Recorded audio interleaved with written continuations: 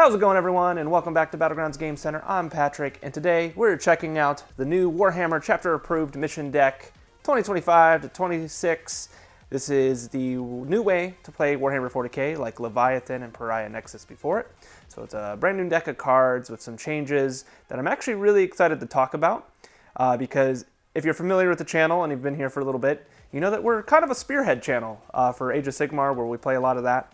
And this deck kind of includes a little bit of spearheadness to it, and it got me really excited for some 40K games with that. So we'll go over what that is here in a moment, but let's go ahead and open it up, see the contents, what cards you get, and let's get to it.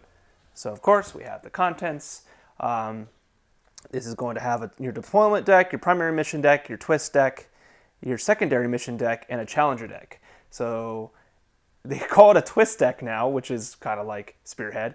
And then the Challenger deck is kind of like the battle tactics at Spearhead. So you'll have a choice between scoring some points or getting free stratagem.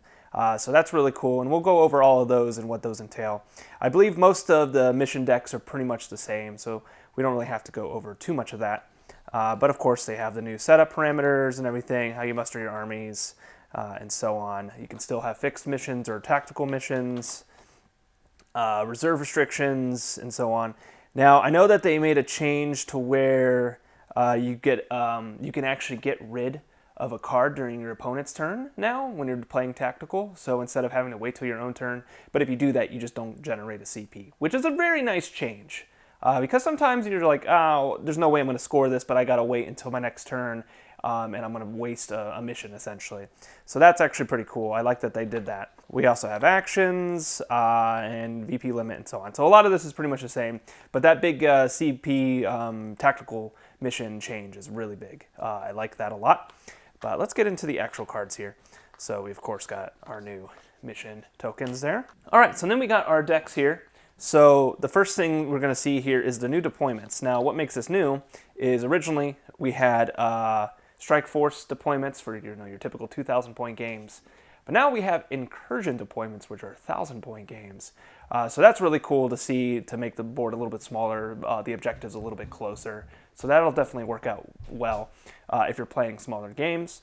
And in fact, in the future on the channel here, I'm actually going to be playing one of these missions with my wife. She's going to try 40K for the very first time. So I'm excited to film that, put it together, and see what she thinks of the game. And hopefully you guys can be entertained with her, figuring it all out, and probably beating me because I tend to lose a lot. So we'll see how that goes. But another really cool thing is not only do you have Incursion and Strike Force, we now also have Asymmetric War, which is going to have different types of deployments depending on if you're the attacker or the defender. As you can see, Tip of Spear is really cool. Like the defender here gets to basically be on half of the board right away, and so on. Now, with these asymmetric missions, there are different rules for like scoring and such. So the defender might have 50 points to start, and then the attacker, as they do things, will take points away. So this is going to be really cool for narrative battles, and I'm sure we'll probably start doing more of this on the channel here real soon. Now, we've already filmed a few battle reports using the older deck, the Pariah Nexus, before this came out, which hasn't come out yet as of this recording. So those games will be coming out soon, but after those games, we'll start using this deck and doing maybe some asymmetric wars and, of course, like incursion and such. So yeah, 3 new ways to play with deployments here, which is really cool. It's a really good change addition to the game. Then, of course, we have our primary missions, which I believe are pretty much the same, like Lynchpin, Take and Hold, Scorched Earth, stuff like that. But as you keep going, you'll have the asymmetric war missions, as I was talking about, that'll have different victory point conditions and such. So these are all new ways to play. Very, very cool. And you got quite a few of those. So you got 5 of those, it looks like. And then, of course, we have our secondary decks for attacker defender. I'm not going to go over any of these cards, really, because for the most part, they're the same. But I do want to go over, as we get farther down here, the challenger cards. So these are the big change, them and the twist. So the challenger cards, as you can see, they have a top and a bottom, just like Spearhead. where the top here is going to be a free stratagem that you can use during your turn. That'll typically give you something like, so this one, your movement phase, one unit from your army that has not been selected to move this phase until the end of the phase. Each time your unit makes a normal or advanced move, it can move horizontally through models and terrain features.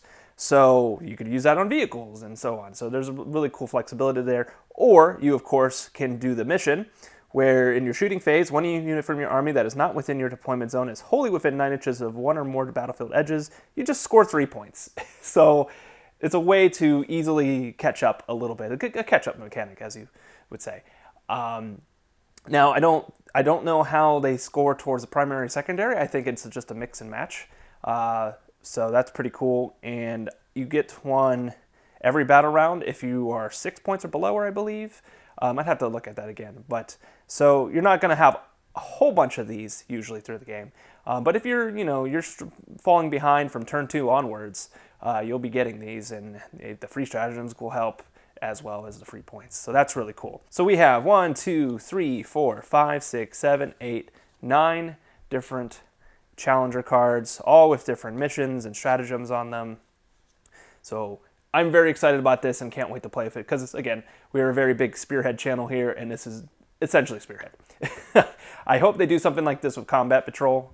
That would be really cool because clearly they can do it.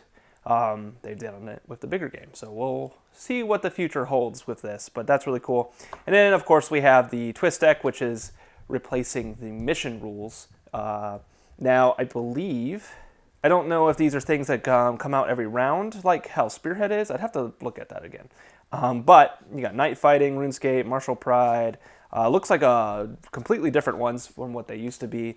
So like Night Fighting here is each unit can only be the target of a ranged attack if the attacking model is within 18 inches. So it's kind of like a lone operative type thing at 18 inches, which is really cool. Each time a unit makes a normal or advanced move, it can move horizontally through terrain features. So there's a lot of movement shenanigans in this mission pack. That's pretty cool. Martial Pride. Advancing does not make a battle line unit ineligible to start an action.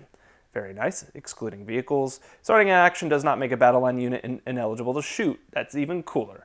So you can still do actions and shoot.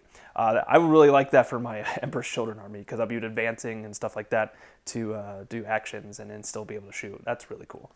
And then Rapid Escalation, Adapter Die.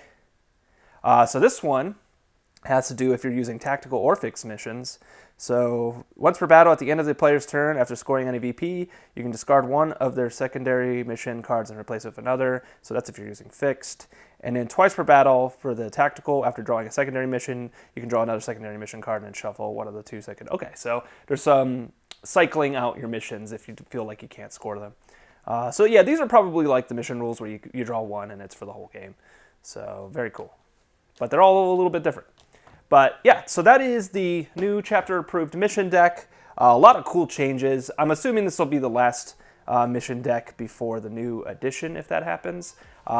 Maybe we'll get one more. But for being potentially a final mission deck, I think this one is really cool. There's a lot of cool changes here, and I think 10th edition with this deck is in the right spot.